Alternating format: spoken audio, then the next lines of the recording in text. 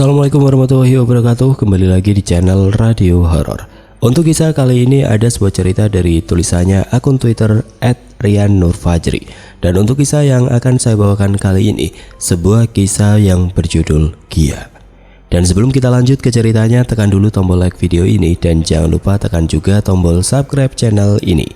Nyalakan juga lonceng notifikasinya agar tidak ketinggalan cerita-cerita lainnya dari channel ini. Dan buat teman-teman yang pengen belanja-belanja, nanti silahkan saja klik etalase yang ada di pojok kiri bawah. Atau teman-teman bisa kunjungi link pembelian yang ada di kolom deskripsi. Dan seperti apa untuk kisah kali ini? Langsung saja kita masuk ke ceritanya.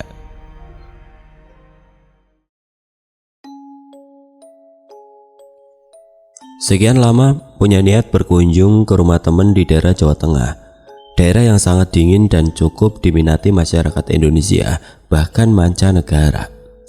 Sampai akhirnya Tuhan ngasih jalan buat saya untuk jalan ke sana. Sebuah undangan pernikahan memaksa saya buat beli tiket kereta. 8 jam naik kereta disambung dengan travel 3 jam, sampailah ke rumahnya. Aldo, teman semasa kuliah dulu. Bukan satu kampus, tapi satu main futsal. Rumahnya sederhana, nggak kecil, enggak juga besar, gitulah pokoknya ya. Saya dikasih kamar yang dulu bekas gudang, paling belakang. Di situ saya berasa kayak barang bekas, tahu nggak sih?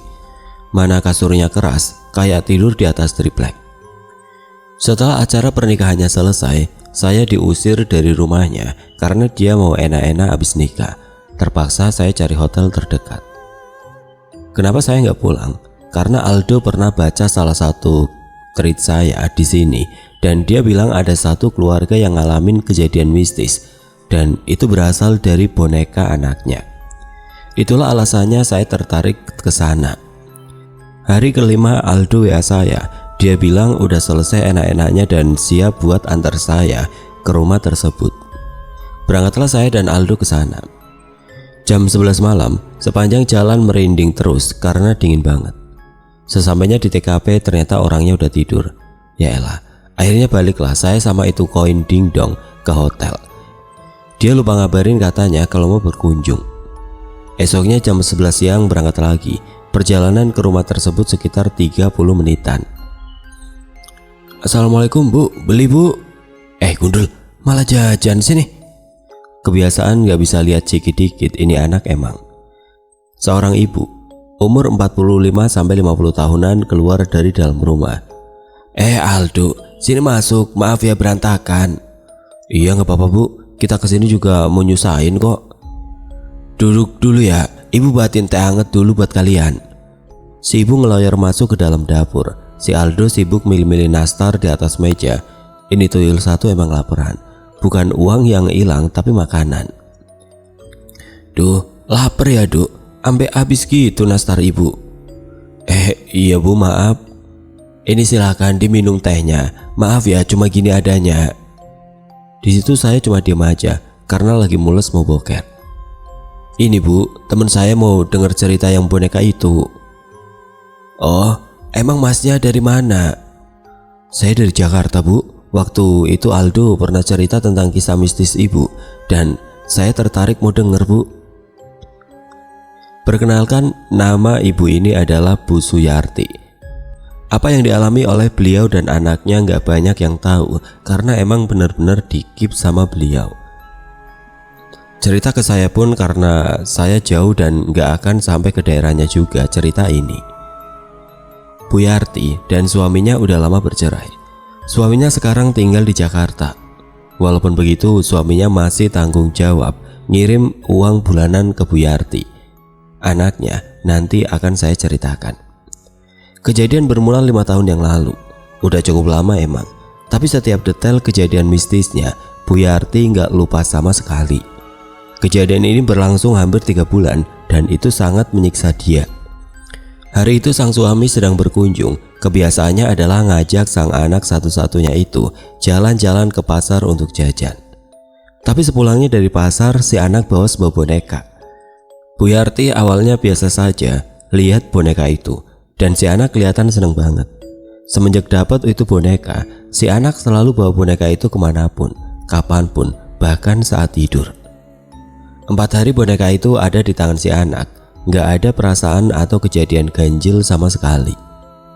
Emang si anak sering ngajak ngobrol boneka itu, tapi Bu Yarti pikir masih hal wajar, karena kebanyakan anak kecil yang punya boneka seperti itu.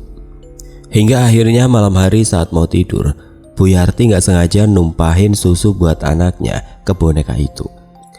Karena takut lengket, Bu Yarti ambil boneka itu dari pelukan anaknya, tapi ditolak sama si anak. Bu Yarti sedikit maksa ambil bonekanya, tapi si anak nangis kenceng saking nggak mau diambil itu boneka. "Sebentar ya Dek, Ibu cuci dulu, takut lengket." Si anak ngejawab, "Kalau dicuci nanti Kianya nangis Bu." "Nangis? Kamu itu ya, boneka itu nggak bisa nangis Dek. Kemarin malam dia senyum ke aku kok Bu." Mendengar jawaban dari si anak, buat Bu Yarti merinding. Dia paham kalau anak kecil nggak mungkin berbohong, tapi apa mungkin boneka bisa senyum? Bu Yarti cuma bisa senyum ke anaknya, tapi dalam pikirannya banyak tanda tanya maksud dari omongan anaknya tadi. Tapi ya sudahlah, Bu Yarti pikir omongan anak kan suka ngada-ngada, jadi Bu Yarti cuekin. 2 hari setelah itu anaknya sedang main keluar dengan anak-anak tetangga sebelah. Bu Yarti berniat bersih-bersih kamar anaknya karena cukup berantakan setelah teman-teman mainnya itu datang ke rumah. Banyak mainan yang berantakan di lantai. Saat sedang fokus beresin mainan yang berantakan, sekelibat Bu Yarti lihat boneka itu ada di atas kasur dan berada di bawah bantal. Gak ada pikiran aneh-aneh awalnya, tapi tiba-tiba pikiran Bu Yarti mengarah ke omongan si anak waktu itu. Dan kebetulan atau enggak, Bu Yarti pun ngerasa suasana di kamar itu seperti berubah. Rasanya seperti ada sedikit aura mistis. Bahkan sampai buat Bu Yarti merinding. Saat posisi Bu Yarti membelakangi kasur anaknya, tiba-tiba ada suara yang buat Bu Yarti kaget. Sat. Suara kayak benda geser. Bu Yarti diam sejenak tapi lanjut beresin mainannya lagi. Setelah semua mainan rapi di bak khusus main anaknya, ditaruh bak itu di bawah kasur. Saat bangun, pandangan Bu Yarti tepat ke kasur dan ada yang aneh di sini. Bu Yarti ingat, walau cuma sekelebat lihatnya, tapi dia benar-benar ingat kalau boneka itu ada di bawah bantal. Tapi kenapa boneka itu sekarang ada di atas bantal? Bu Yarti yang langsung keluar dari kamar anaknya, pikirannya kacau. Dia nggak mau pikirin kenapa itu boneka ada di atas bantal, tapi nggak bisa. Hampir seharian Bu Yarti mikirin hal itu. Dia jadi panik, takut hal-hal aneh kejadian ke anak satu-satunya. Karena hal itu pun Bu Yarti menjadi penasaran dari mana asal boneka tersebut. Beliau berniat nanya ke suaminya malam nanti, karena dari perawakannya pun memang cukup serem. Jam 8 malam kebiasaan Bu Yarti adalah bantu sang anak ngerjain PR sekolahnya. Setelah selesai beliau tanya ke sang anak, "Adik dapat boneka itu dari mana kemarin?" Dengan terbata-bata sang anak menjawab, Dari Om." "Om siapa Dek? Bapak tahu nggak omnya?" Namun si anak nggak ngejawab. Dia langsung lari ke kamarnya. Bu Yarti yang masih penasaran langsung menelpon sang suami. "Assalamualaikum Pak, saya mau nanya." "Iya, nanya apa Bu?" "Iki loh, anakmu dapat boneka dari mana?" "Oh, itu pas ke pasar. Saya lagi ngobrol sama Pak Dendi dan si Ade main berdua sama anaknya Bu." "Terus bonekanya dari mana Pak?" Mendengar pertanyaan Bu Yarti seperti itu ngebuat suaminya jadi curiga. "Emang apa toh Bu? Ada yang aneh emangnya?" "Gak apa-apa Pak, saya cuma gak srek aja lihat bonekanya." "Ya wis toh Bu, selama si adik suka sama bonekanya ya biarin aja. Toh namanya juga anak cewek suka main sama boneka." Nah, kenapa di situ Bu Yarti pasrah? Ngedengar jawaban sang suami seperti buat Bu Yarti malas ngebahasnya. Setelah selesai nelpon, beliau jalan ke arah kamar anaknya. Posisi pintu kamar anaknya sedikit tertutup. Dari luar samar-samar obrolan anaknya dengan boneka itu. "Kamu jangan nangis lagi ya, ada aku di sini." Ibu mana yang gak takut denger hal kayak gitu? "Adik, kamu ngomong sama siapa sih?" "Sama Gia." Di sini, Bu Yarti mulai merasa ada yang aneh dengan boneka itu. Perasaannya saat lihat boneka itu seperti takut. "Adik, nanti tidur sama ibu ya." "Gak mau, aku sama Gia aja tidurnya." Sembari memeluk boneka itu, Bu Yarti nggak bisa paksa. Kalaupun boneka itu diambil akan buat anaknya nangis kejer. Jam menunjukkan pukul 9:30 malam. Semenjak punya boneka itu, anaknya jadi jarang keluar dari kamar. Seakan dia nemuin teman baru, namun Bu Yarti masih berpikir positif.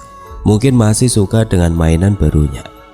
Saat itu beliau sedang nonton TV di ruang tengah. Suara tawa anaknya samar-samar terdengar. Namun entah kenapa buat Bu Yarti risih ngedengar suara tawa itu. Akhirnya beliau samperin ke kamar anaknya itu. Pintu kamarnya tertutup rapat, nggak kayak biasanya. Saat pintu terbuka ternyata si adik udah tidur dan posisi bonekanya ada di bawah lantai. Lalu suara ketawa siapa tadi?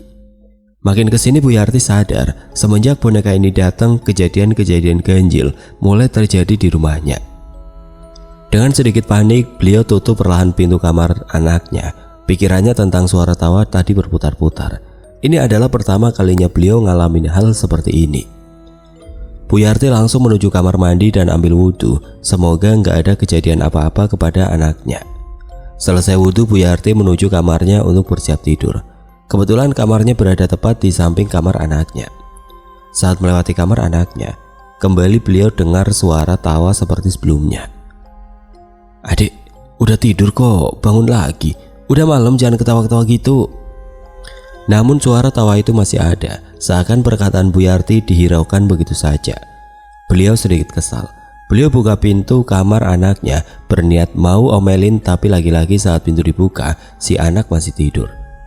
Pikir Bu Yarti, ini anak mungkin sengaja tidur bohongan supaya nggak diomelin, dan juga boneka yang tadinya ada di lantai sekarang ada di atas kasur. Beliau samperin anaknya. Saat lihat mukanya, ternyata emang benar-benar tidur. Terus siapa yang dari tadi ketawa? Kembali Bu Yarti merasa merinding. Sejenak beliau lihat boneka itu dan niat untuk buang boneka itu semakin kuat. Akhirnya beliau ambil boneka itu dan dibawa. Niatnya mau langsung dibuang, tapi buat jaga-jaga kalau anaknya nyariin dan nangis kejer, jadi beliau taruh di lemari kamarnya. Setelah boneka itu ditaruh di lemari, Bu Yarti langsung merebahkan badannya ke kasur untuk tidur. Duk, duk. Bu Yarti terbangun dari tidurnya. Sebuah suara mengganggu tidur nyenyaknya. Pandangannya buram. Beliau masih dalam keadaan setengah sadar, mencari asal suara tersebut. Duk. Bu Yarti langsung menoleh. Ya, asal suara itu dari lemari kamarnya. Suara itu berasal dari boneka tersebut ditaruh. Bu Yarti diam sejenak. Di situ beliau seakan menunggu dan meyakinkan diri kalau emang suara ketukan itu berasal dari lemari tersebut. 5 menit menunggu, gak ada lagi suara ketukan itu. Karena ngantuk, beliau lanjut untuk tidur. Saat matanya mulai terpejam, duk. Kali ini suara itu benar-benar dari lemari itu dan keras. Bu Yarti sampai kaget dan terbangun dari kasurnya. Astagfirullah. Bu Yarti panik, gelisah, merinding dan takut. Beliau langsung bangkit dari kasur dan menuju kamar anaknya. Beliau takut buat lanjut tidur di kamarnya. Suara azan subuh samar-samar mengumandang. Bu Yarti terbangun dari tidurnya dan langsung menuju kamar mandi untuk sholat subuh. Mukena yang biasa beliau pakai ada di kamar. Saat itu Bu Yarti lupa dengan kejadian sebelumnya. 1 bulan setelah kedatangan Gia, aura rumah berubah. Ada hal aneh yang dirasakan oleh Bu Yarti. Suasana yang seakan mencekam dan gak pernah ada sebelumnya. Makin hari si adik semakin bertingkah aneh. Setiap hari selalu bermain dengan Gia, bahkan terkadang sampai susah buat makan. Gia seakan menghipnotis si adik. Adik, makan dulu sini, taruh bonekanya. Namun panggilan Bu Yarti dihiraukan si adik. Bahkan 3 kali panggilan tetap nggak noleh sedikit pun. Astaga, Bu Yarti sedikit kesal.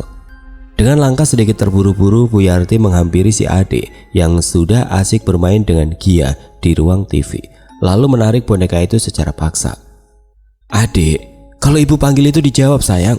Ayo makan dulu nak, kamu nanti lapar. Pandangan adik sedikit kosong. Bu Yarti sedikit kaget melihatnya. Wajahnya tanpa ekspresi, namun ada kata-kata yang keluar dari mulutnya dan membuat Bu Yarti terdiam. Ibu jangan tarik paksa Gia, nanti Gianya kesakitan bu. Kemarin Gia cerita sama aku katanya ibu ngunciin Gia di lemari ya. Pikir Bu Yarti, gimana bisa anaknya tahu kalau beliau taruh boneka itu di lemari kamarnya. Rasa khawatir seorang ibu makin menjadi. Ini adalah keanehan yang kesekian kalinya. "Ayo nak, makan dulu ya." Sembari berjalan, Bu Yarti melempar boneka itu ke sofa. "Ibu!" Tiba-tiba sebuah bentakan keluar dari mulut mungil si adik. Anak yang seharusnya belum mengerti apa-apa, kenapa sudah berani ngebentak orang tuanya. "Astagfirullah nak, siapa yang ngajarin kamu begitu?" "Ibu jangan sakitin Gia. Kalau ibu jahat sama Gia, aku juga bakal jahat sama ibu." Dengan ekspresi mata melotot mengarah ke wajah Bu Yarti yang tampak makin heran dan juga takut. Bu Yarti menoleh ke arah boneka itu dan entah mengapa boneka yang awalnya berada di atas sofa berpindah ke bawah lantai dan jarak dari sofa sangatlah jauh. Seakan boneka itu berjalan. Bu Yarti langsung menarik tangan si adik ke kamarnya. Beliau panik dan juga makin takut. "Ayo nak, kita ke kamar ibu ya." "Gak mau, aku mau di sini sama Gia." Jawaban si adik selalu dengan nada tinggi yang seakan kesal dengan Bu Yarti. Gak pernah sekalipun beliau ngajarin si adik berbicara seperti itu kepada orang tuanya sendiri. Bahkan teman sebayanya pun Bu Yarti tahu gak ada yang bertingkah seperti itu juga. Bu Yarti langsung melepas genggaman tangannya dan berjalan cepat ke arah kamar. Entah kenapa malam itu hatinya sedikit sesak melihat tingkah anaknya yang makin hari makin aneh. Air mata perlahan menetes, termenung di dalam kamarnya memikirkan penyebab anaknya seperti itu. Di saat itu juga terdengar samar-samar suara si adik seperti sedang berbicara. Bu Yarti membuka sedikit pintunya, mencoba mengintip apa yang sedang dilakukan oleh anaknya di ruang TV dan mencoba menguping pembicaraan si adik dengan boneka itu. "Gia, tenang aja ya, aku bakal jagain kamu terus." Tidak terasa air mata beliau makin deras melihat tingkah anaknya itu. "Gia, gak boleh sedih terus. Nanti malam cerita lagi ya sama aku di kamar kalau ibu udah tidur."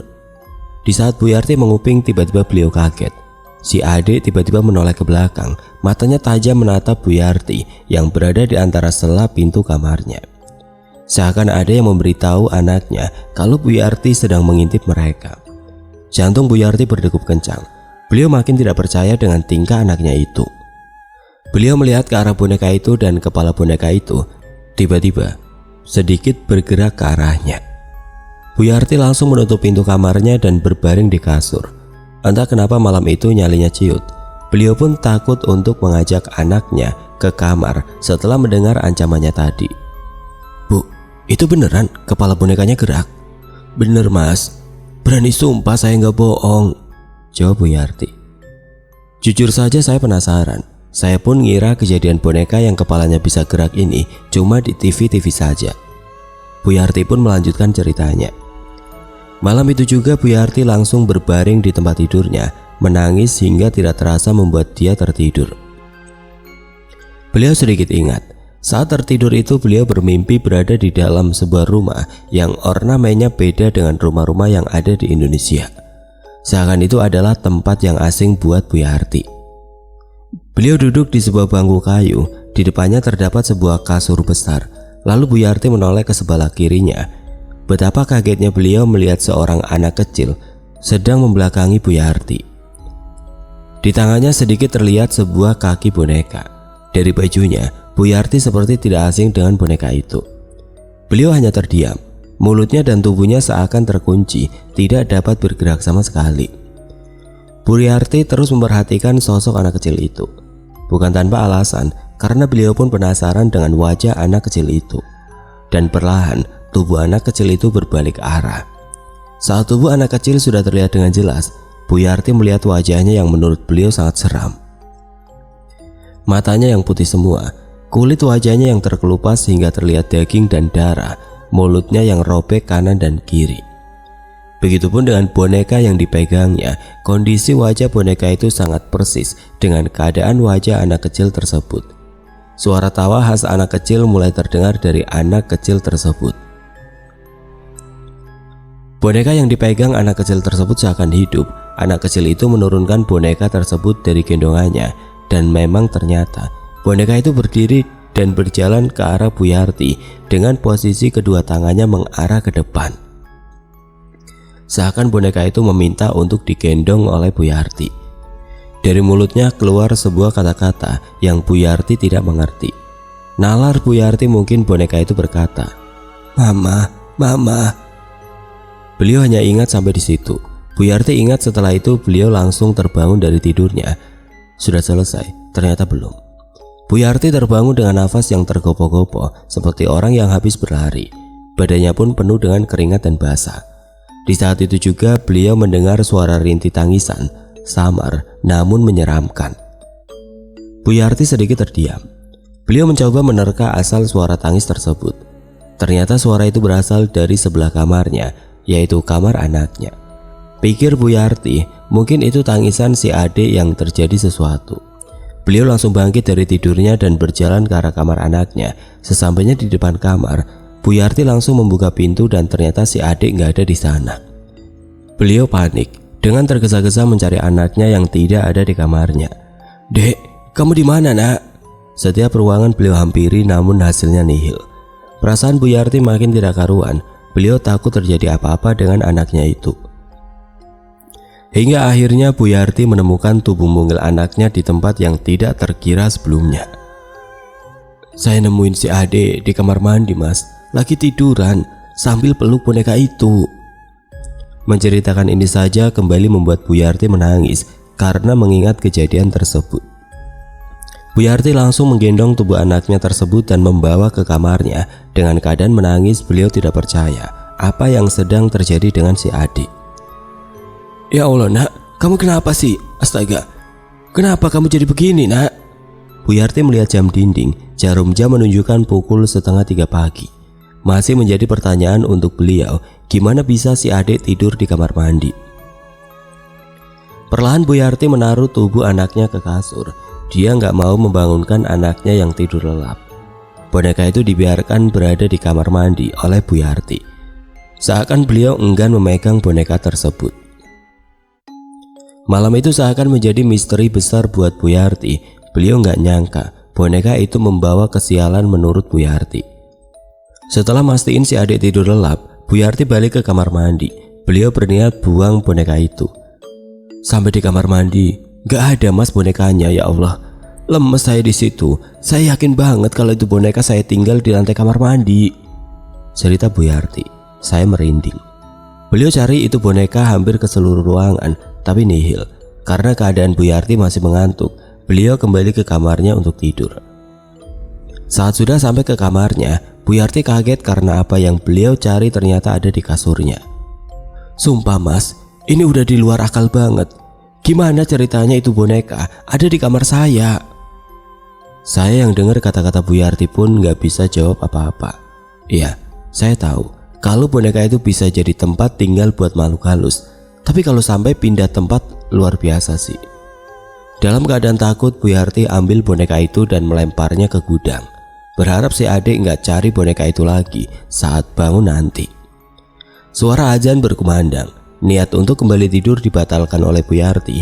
Beliau langsung mengambil wudhu dan melaksanakan sholat subuh. Waktu menunjukkan pukul 8 pagi. Bu Yarti melakukan rutinitasnya sehari-hari, membersihkan rumah dan belanja untuk makan siang nanti. Setelah belanja, beliau bertemu dengan tetangga sebelah rumahnya, saling berbincang dengan ibu-ibu yang lain hingga muncul pertanyaan yang aneh. "Bu, si adik emang kalau tidur jam berapa sih?" "Ya kayak anak-anak biasanya, Bu. Emang kenapa?" "2 hari lalu kan saya tidur pagi karena nunggu suami pulang. Pas saya lagi nonton TV, itu samar-samar dengar suara dari rumah ibu." "Hah? Suara apa, Bu?" "Suara nangis anak kecil. Tapi saya nggak kenal suaranya. Si adik kan saya hafal tuh. Tapi ini beda, Bu. Apa ada teman sekolahnya yang nginap di rumah?" "Ah enggak kok, Bu. 2 hari lalu si adik tidur cepet kok." "Terus itu suara siapa dong, Bu?" "Cuma suara nangis doang, Bu." "Enggak, Bu. Justru tadi saya nanya kan apa emang ada teman sekolahnya yang lagi nginap. Karena setelah ada suara nangis disambung dengan suara ketawa, Bu. Dan itu ramai banget." Dengar pernyataan tetangganya itu, nyali Bu Yarti menciut. Aneh, tapi Bu Yarti sedikit percaya karena setelah dengar omongan tetangga sebelah, beliau jadi ingat sesuatu. Si adik pernah bilang, "Ibu, kemarin teman-teman Gia pada main kesini, rame deh, Bu." Setelah ngomong seperti itu, si adik langsung lari ke arah kamarnya dan Bu Yarti hanya bisa diam. Beliau bingung, perasaan nggak ada yang main ke rumah belakangan ini. Kalaupun ada, Bu Yarti pasti tahu kalau rumahnya ramai dengan teman-temannya si adik. Seketika lutut Bu Yarti lemas. Banyak pertanyaan yang menumpuk di pikirannya, apa yang sebenarnya terjadi di rumahnya itu. Bu Yarti berjalan dengan keadaan lemas menuju rumahnya. Beliau seakan mulai takut untuk pulang, tapi keberadaan si adik lah jadi alasan beliau untuk harus tetap kuat. Saat masuk rumah, Bu Yarti dikagetkan oleh sesuatu. Saat pintu terbuka, beliau melihat seorang anak kecil berlari menuju kamarnya. Namun yang aneh adalah beliau melihat anak itu memakai baju yang aneh, seperti baju zaman dulu. Bu Yarti ingat semua baju si adik dan gak ada modelan seperti itu. Bu Yarti langsung menyusul ke kamarnya. Beliau takut itu adalah maling di rumahnya. Pintu kamarnya terbuka dan tidak ada siapa-siapa di kamarnya. Hanya ada si adik yang masih terlihat tertidur nyenyak. Entah kebetulan atau tidak, Bu Yarti mendengar si adik mengigau. "Jangan sakiti ibu aku, Kia." Suara si adik sangat keras. Bu Yarti langsung menghampiri si adik dan membangunkannya. "Adik, bangun nak, udah siang." Herannya, saat si adik terbangun, dia langsung menangis. "Kenapa sayang, kok bangun-bangun langsung nangis?" tanya Bu Yarti sembari mengelus rambutnya. Dengan terbata-bata si adik menjawab, Kia jahat sama ibu." "Jahat gimana nak?" Kia mau pukul ibu." Mendengar itu Bu Yarti sebenarnya takut, namun beliau harus menenangkan si adik yang sedang menangis. "Udah yuk mandi, aduh anak ibu." Bu Yarti langsung mengajak si adik ke kamar mandi. Tumbennya si adik gak nanya bonekanya. Mungkin karena mimpinya jadi dia mulai takut dengan boneka itu. Selama 3 hari si adik gak nanya boneka itu. Bu Yarti mulai berpikir mungkin si adik udah gak mau lagi pegang boneka itu, dan itu buat beliau sedikit tenang. Namun ternyata itu hanyalah angan semata. Sepulang dari bermain di luar, si adik tiba-tiba bertanya di mana keberadaan bonekanya. Bu Yarti menjawab kalau beliau nggak tahu di mana bonekanya. Memang udah niat beliau buat nggak ngasih lagi itu boneka ke si adik. Namun si adik malah nangis kejer. Bu Yarti mencoba menenangkannya, namun nihil. Si adik tetap mau bonekanya kembali. Karena pusing mendengar tangisan anaknya, terpaksa Bu Yarti kasih lagi boneka itu. Beliau langsung menuju gudang di mana boneka itu Bu Yarti lempar. Namun saat pintu gudang terbuka, bulu kuduk Bu Yarti langsung merinding. Boneka itu dalam posisi menyender ke tembok, padahal waktu itu beliau melempar bonekanya. Perlahan Bu Yarti menghampiri boneka itu dan langsung mengambilnya dengan terburu-buru. Jujur saja menurut Bu Yarti, hawa di gudang itu sangat serem. Dengan terpaksa Bu Yarti kasih bonekanya. Senyum si adik kembali terlihat setelah memegang boneka itu. Dan semenjak itu pula, si adik kembali menjadi anak yang seakan terhipnotis oleh boneka itu. Kembali menjadi sulit makan, jarang bermain di luar, sering berbicara sendiri. Di samping itu, sehari setelah boneka itu kembali ke tangan si adik, Bu Yarti kembali juga mengalami mimpi yang berulang-ulang. Mimpi yang menyeramkan, mimpi yang membawa beliau ke suatu kamar dan bertemu dengan sosok anak kecil dengan wajah seramnya, serta boneka yang memaksa ingin digendong oleh Bu Yarti. Makin lama Bu Yarti semakin takut. Mimpi yang berulang setiap malam itu akhirnya membuat beliau menyerah. Hingga akhirnya menelpon suaminya yang berada di Jakarta. "Pak, kamu bisa nggak kesini? Tolong ambil boneka itu, Pak."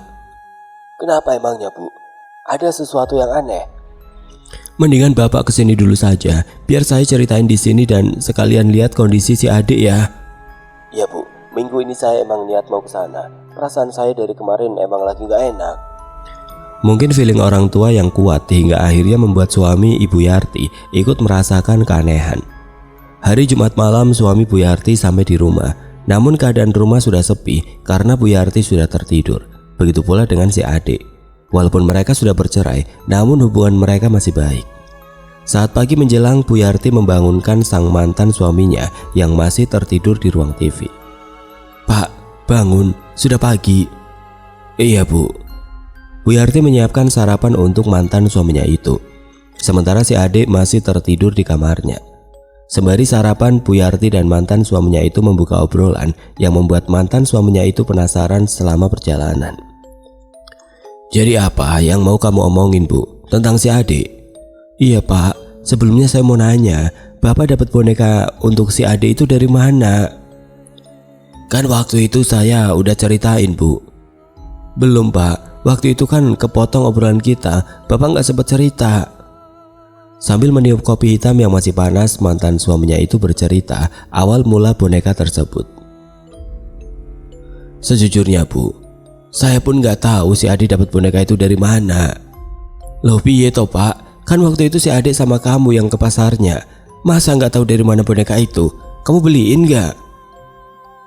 Enggak, waktu itu kan saya lagi asik ngobrol. Si adik main sama temennya. Pas saya ajak pulang, si Ade tiba-tiba udah pegang itu boneka. Jadi kamu pun gak tahu si Ade dapat bonekanya dari mana? Iya Bu, emangnya kenapa sih? Ada apa sama bonekanya? Enggak apa-apa Pak. Oh ya, saya lupa.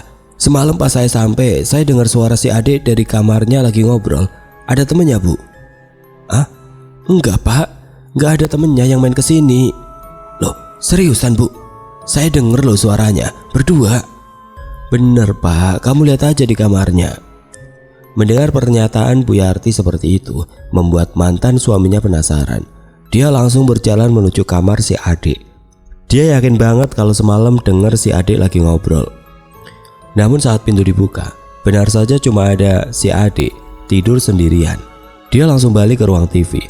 Raut mukanya menggambarkan kalau dia mulai ngerasa ada yang aneh di rumah ini. Bu, beneran? Semalam gak ada yang nginap? Ya Allah Pak, ngapain saya bohong? Lihat sendiri kan di kamarnya cuma si adik doang. Iya sih Bu. Nah sekarang Bapak ngerasain sendiri kan apa yang saya rasain selama boneka itu datang. Maksud Ibu?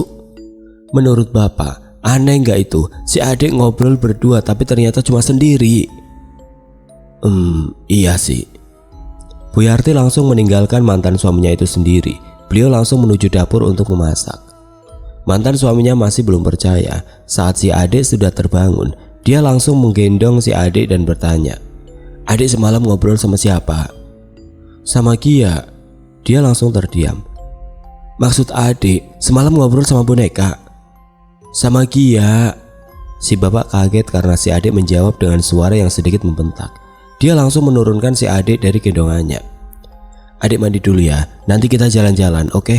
"Asik, aku ajak Gia ya Pak." Setelah itu si bapak langsung menuju dapur, menghampiri Bu Yarti yang sedang sibuk memasak. "Bu, kamu ngajarin si adik buat ngebentak orang tua?" "Ya ampun Pak, kamu pikir saya orang tua macam apa yang ngajarin anak seperti itu?" "Ya terus kenapa si adik sekarang jadi berani bentak kalau nggak ada yang ngajarin?" Bu Yarti tidak menjawab. Air matanya perlahan menetes. "Jujur saja Mas, waktu mantan suami saya ngomong kayak gitu, saya sakit hati banget," ucap Bu Yarti. Matanya terlihat seperti ingin menangis. "Saya cuma bisa mengangguk dengan kue nastar di jari." "Dari tadi kan saya bilang, semenjak si adik main sama boneka itu, tingkah lakunya jadi aneh Pak." "Ya udah, kalau gitu saya buang bonekanya." Si bapak udah niat mau buang boneka itu saat nanti jalan-jalan dengan si adik. Setelah cukup lama menunggu, akhirnya si adik udah siap buat diajak jalan-jalan oleh si bapak. "Loh Dek, bonekanya mana?" "Oh iya aku lupa." Si adik langsung berlari ke kamarnya, namun entah kenapa lama sekali. Si bapak yang udah nunggu lama coba teriak manggil si adik yang enggak keluar-keluar dari kamarnya. "Adik, ayo jalan nak." Si bapak udah mulai gak sabar. Langsung menyusul si adik ke kamarnya. Tapi yang dia lihat adalah si adik sedang menangis di atas kasurnya. Melihat itu si bapak langsung menghampirinya. "Kenapa Dek, kok kamu nangis? Kan kita mau jalan-jalan." Sambil menangis si adik menjawab, Gianya nggak ada Pak." "Kamu taruh mana yuk tadi bonekanya?" "Tadi aku taruh di atas kasur, terus sekarang udah nggak ada." Si bapak langsung bangkit dan kembali menghampiri Bu Yarti di dapur. "Bu, kamu ambil boneka si adik?" "Ngapain saya ambil Pak? Saya dari tadi di dapur," jawab Bu Yarti ketus. "Kok nggak ada di kamarnya Bu?" "Ya mana saya tahu Pak, saya lagi masak dari tadi." "Ah gimana sih, Masa bisa hilang sendiri itu boneka? Emang? Maksud kamu emang apa, Bu? Ya emang itu, boneka suka pindah dan hilang sendiri, Pak. Ah, mana mungkin? Sekarepmu lah, Pak. Sepertinya kedatangan boneka itu ke rumah membuat suasana selalu panas, namun tidak berpengaruh kepada Bu Yarti karena beliau cukup rajin ibadahnya. Akhirnya si bapak dan adik tetap jalan-jalan keluar tanpa boneka itu. Sekarang Bu Yarti tinggal sendiri di rumah. Semenjak mantan suami dan anaknya pergi, suasana rumah tiba-tiba menjadi mencekam. Bu Yarti yang sedang fokus memasak tiba-tiba mendengar suara ketawa dari arah ruang TV. Dalam batinnya perasaan si adik dan bapak udah pamit mau jalan. Kenapa masih di rumah saja? Karena penasaran kenapa mereka masih di rumah, Bu Yarti sempetin buat lihat ke ruang TV. Saat hampir sampai ruang TV, langkah Bu Yarti langsung terhenti. Saya diam di situ, Mas. Boneka itu ada di kursi yang mengarah ke dapur.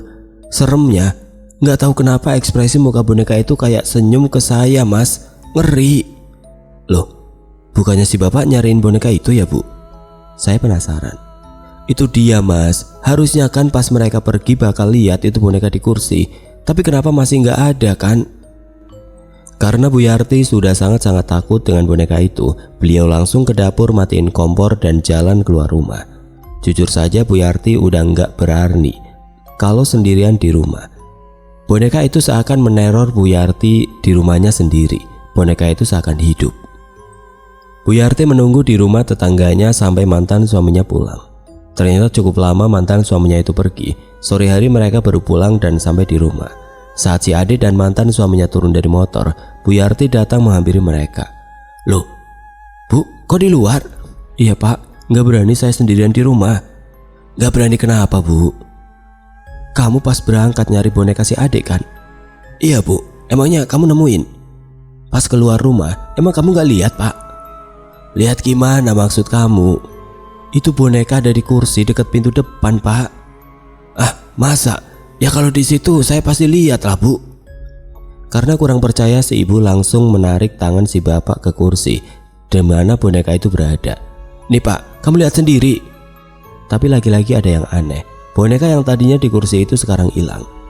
Mana, Bu? Nggak ada. Kamu tuh bohong aja ya. Pantas saja si adik jadi berani ngelawan orang tua. Kamunya aja bohong. Bu Yarti hanya bisa diam. Kembali yang bisa dilakukan beliau hanya menangis. Boneka ini seakan-akan mengadu domba Bu Yarti dan mantan suaminya agar terus berantem.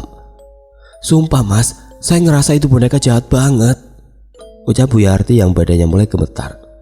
Semenjak itu mantan suaminya mendiamkan Bu Yarti. Bicara pun hanya seperlunya saja. Bahkan mantan suaminya itu tidak bicara hingga pulang kembali ke ibu kota. Di sini Bu Yarti mulai bertindak.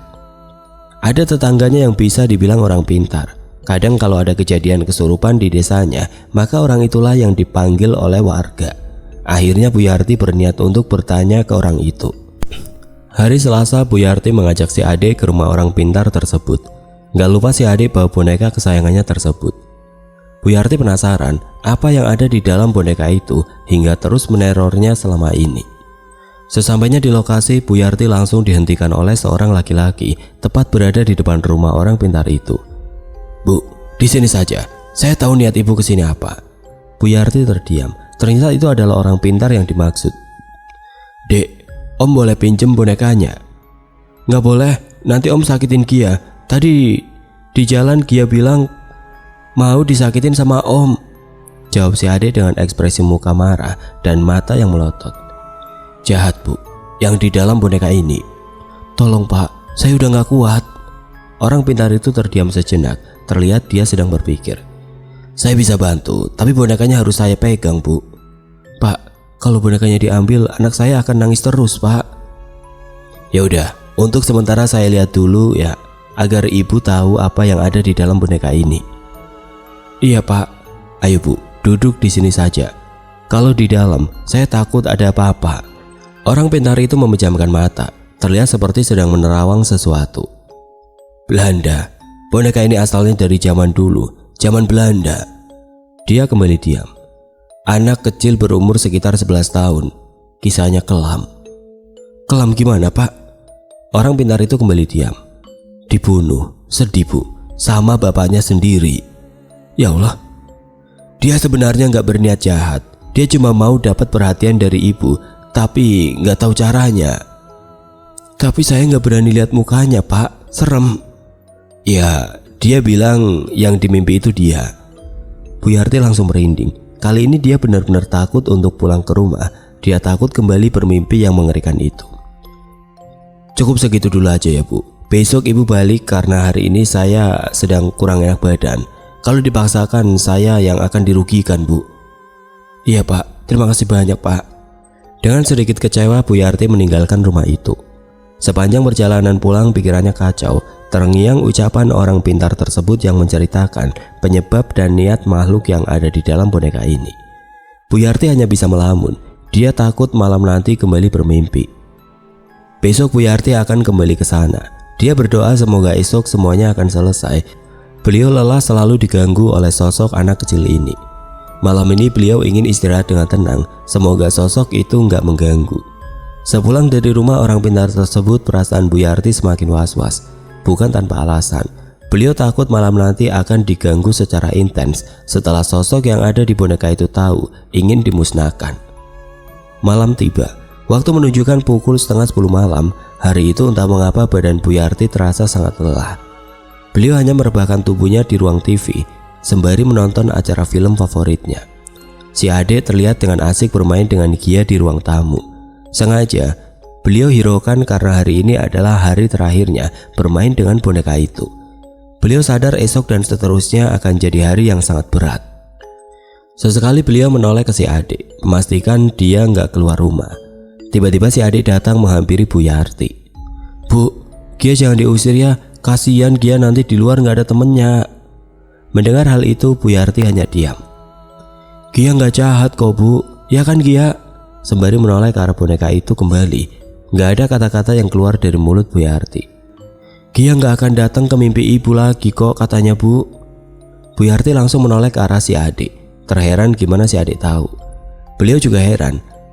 Biasanya kalau hal yang berhubungan dengan boneka itu, pasti si adik akan marah dan bernada tinggi. Tapi kali ini entah kenapa seperti mencoba baik-baikin Bu Yarti. Sekarang Bu Yarti makin yakin untuk mengusir boneka itu. Dek, Bu yuk nak, bonekanya boleh ibu pegang nak? Enggak. Ya udah yuk nak, Bu, udah malam. Bu Yarti langsung menarik tangan si adik menuju kamarnya. Setelah itu beliau langsung ke kamarnya untuk tidur. Rasanya ingin cepat-cepat esok hari agar suasana rumah kembali nyaman kayak dulu lagi. Kedatangan boneka itu selalu membawa aura negatif di sekitarnya. Suasana rumah sangat hening, seperti desa lainnya. Kalau udah malam akan sangat sunyi. Mata Bu Yarti perlahan mulai memejam. Kesadarannya mulai memudar. Tiba-tiba ada sesuatu yang membuat kesadaran Bu Yarti kembali pulih. Sebuah suara pintu kamarnya seperti ada yang membuka. Kebiasaan Bu Yarti kalau tidur yaitu mematikan semua lampu ruang TV dan kamarnya. Bu Yarti menoleh ke arah pintu rumahnya. Dalam keadaan gelap, beliau mencoba melihat siapa yang membuka pintu kamarnya. Saat pintu sudah sedikit terbuka, terlihat bayangan sosok yang sedang melihat ke arah Bu Yarti. Beliau nggak tahu itu siapa, namun pikirnya mungkin si adik karena hanya mereka berdua yang ada di rumah. Dek, kenapa sayang? Masuk sini nak. Namun nggak ada jawaban dari sosok itu. Tiba-tiba terdengar suara tangisan dari sosok itu, suara khas anak kecil yang sedang menangis. Tapi suara itu berbeda dengan suara anaknya. Namun beliau tetap positive thinking. Beliau langsung bangkit dari kasurnya.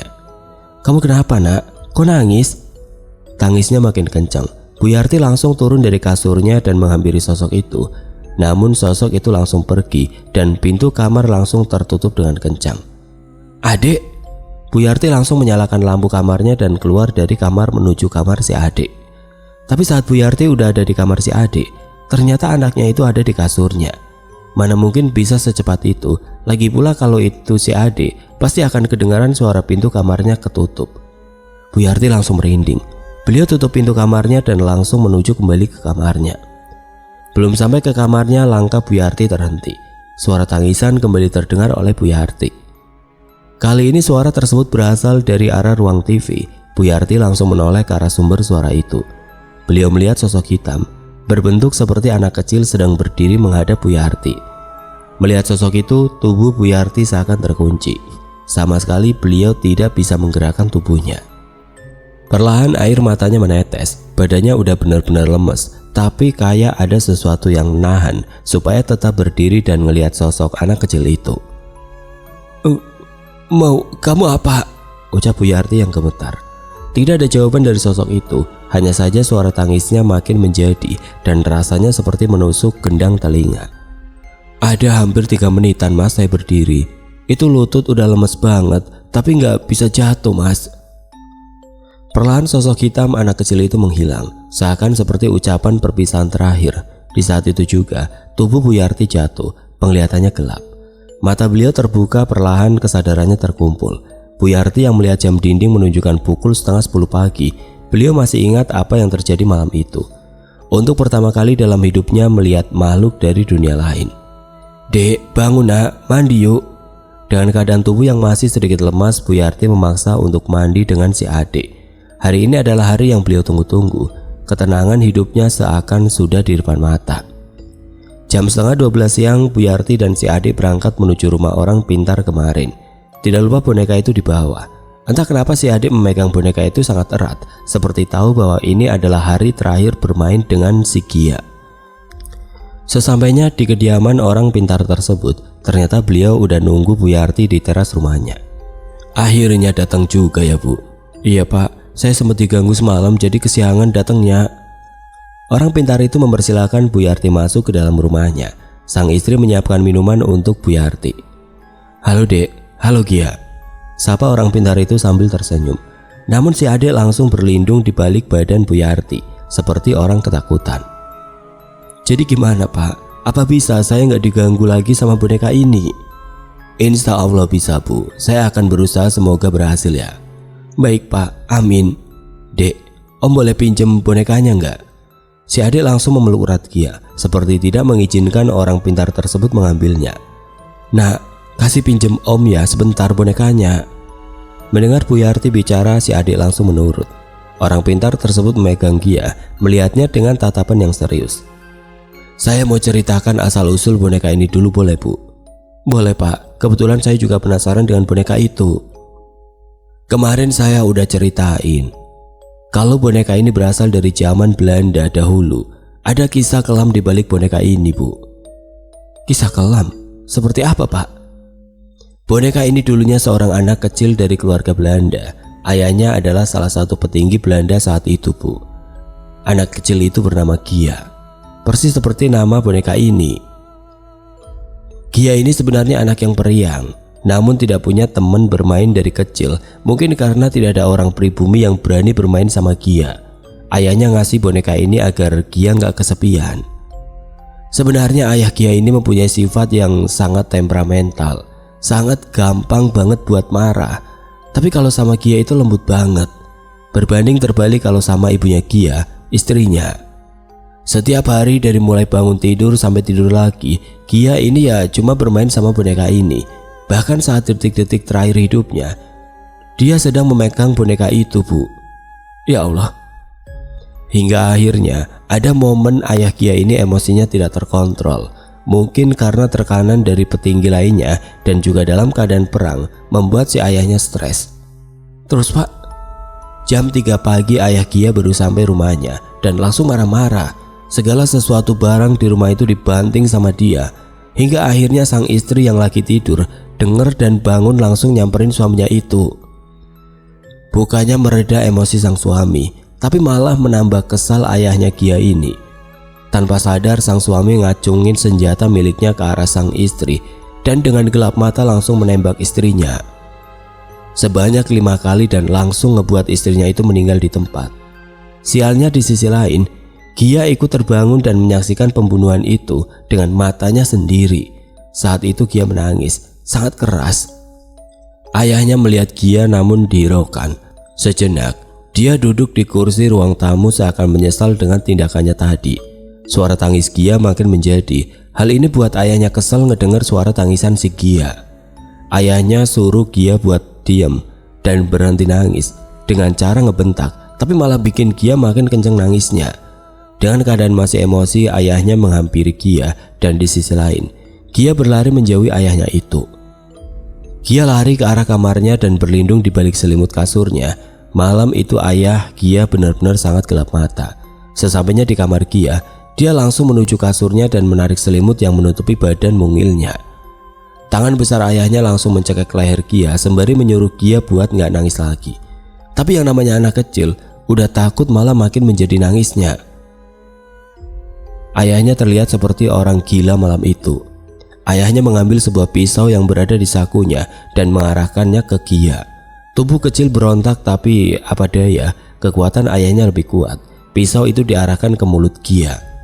Tanpa belas kasih, dengan keadaan Gia yang masih sadar, ayahnya merobek mulut Gia ke kiri dan kanan. Bayangkan rasa sakit yang dirasakan si Gia dengan keadaan sadar, merasakan mulutnya dirobek malam itu oleh ayahnya. Setelah merobek mulutnya, ayahnya itu langsung mengarahkan pisaunya ke leher Gia dan, "Sudah Pak, saya tidak kuat dengar ceritanya," potong Bu Yarti yang ternyata sudah dalam keadaan menangis. Bu Yarti sekarang paham dengan masa kelam Gia. Boneka ini seakan menjadi saksi bisu kematian pemiliknya malam itu. "Sebentar ya Bu, saya komunikasi dengan Gia dulu." Kembali orang pintar itu memejamkan matanya, telapak tangannya mengarah ke boneka itu. "Ibu boleh pulang, boneka ini akan saya pegang dan rawat Bu." "Kenapa emangnya Pak?" "Saya sudah negosiasi dengan sosok yang ada di dalam boneka ini. Saya bilang buat berhenti ganggu ibu dan si adik atau saya bakar, tapi dia bilang mau di sini saja sama saya. Jadi boneka ini gak akan ngeganggu saya lagi Pak." "Iya, tapi dengan satu syarat Bu." "Apa itu Pak?" "Untuk sementara waktu, si adik lebih baik menjauh dulu dari sini untuk berjaga-jaga saja." "Apa harus Pak?" "Iya Bu, harus." Dengan berat hati Bu Yarti mengikuti permintaan orang pintar tersebut. Beliau gak mau pisah sama anaknya, tapi di sisi lain beliau gak mau juga anaknya selalu diganggu oleh makhluk-makhluk itu. Setelah masalah sudah selesai, Bu Yarti pamit pulang. Sepanjang jalan pulang, beliau hanya bisa diam, memikirkan harus pisah dengan anak satu-satunya ini. Tapi rasa ingin melindungi anaknya lebih besar saat itu. Sesampainya di rumah, Bu Yarti putuskan untuk menelpon sang mantan suaminya, menceritakan semua yang dialami dan menceritakan apa yang dikasih tahu oleh orang pintar tersebut. "Pak, untuk sementara si adik tinggal sama bapak ya." Mantan suaminya itu setuju. Lusa beliau akan menjemput si adik. Bu Yarti melihat si adik sedang menangis di kamarnya karena boneka kesayangannya diambil oleh orang pintar tersebut. Dengan berat hati, Bu Yarti menyiapkan semua baju si adik untuk tinggal sementara di sana. Beliau paham akan pisah dengan anaknya. Beliau paham akan sendirian di rumahnya, tapi beliau paham keselamatan anaknya lebih utama. Segala pengorbanan itu demi sang anak tersayang. Beliau gak mau masa depan anaknya terganggu hanya karena sosok-sosok tersebut. Di sisa-sisa harinya, Bu Yarti selalu memeluk si adik. Gak jarang Bu Yarti menangis melihat si adik saat sedang menonton TV atau sedang tertidur. Ini adalah hal yang sangat berat dalam hidupnya. Sampai akhirnya di hari sang mantan suami datang, dengan rasa sedih Bu Yarti mengambil tas yang berisi baju-baju si adik di kamarnya. Air matanya tidak terasa menetes, sedih, tapi Bu Yarti harus kuat saat itu. "Pas si adik mau berangkat, saya peluk dia sekuat-kuatnya Mas. Berat banget buat saya pisah dengan si adik, walaupun cuma sementara," ungkap Bu Yarti dengan menangis. Sekarang sudah hampir 5 tahun beliau pisah dengan si adik. Rasa kangen ke anaknya selalu ada, dan kalau lagi kangen beliau langsung menelpon mantan suaminya itu untuk ngobrol dengan si adik. Jujur, saya nggak tahu kenapa anaknya itu masih di ibu kota sampai sekarang, karena sebelumnya Bu Yarti bilang cuma sementara. Ngelihat Bu Yarti nangis, nggak tega buat tanyain ke beliau. Setelah perpisahan itu, emang nggak ada lagi yang ganggu. Ada harga yang harus dibayarkan oleh Bu Yarti, tapi untungnya beliau tegar ngadepinya. Pengorbanan seorang ibu demi sang anak, saya salut banget. Sekian cerita dari Bu Yarti tentang Gia. Semua nama yang sudah saya sebut itu bukan nama aslinya, alias nama samaran demi privasi sang punya cerita. Segala sesuatu yang berhubungan dengan objek menyerupai makhluk hidup itu bisa jadi tempat tinggal makhluk-makhluk halus. Jadi hati-hati ya semuanya.